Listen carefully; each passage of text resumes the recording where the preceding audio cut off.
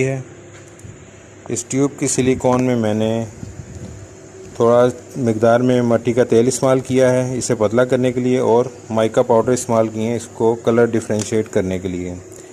इस कलर में और दूसरे कलर में ज़ाहिर है लेयर्स का अंदाज़ा हो जाता है कि जब हम कलर दूसरा चेंज करते हैं तो इसके साथ जो भी ऊपर दूसरा कलर लगाऊंगा तो उसकी लेयर्स मुझे अंदाज़ा हो जाएगी कितनी मोटी बनेगी।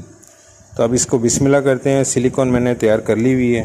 अब सिलिकॉन की एक लेयर लगा के छोड़ेंगे और उसके बाद एक दो लेयर्स और लगेंगी और ये हमारी ये दूसरी साइड कंप्लीट हो जाएगी।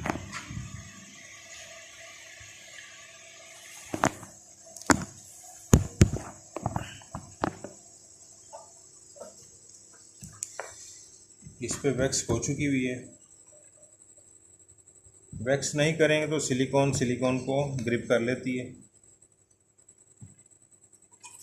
वैक्स भी मैंने ये वाली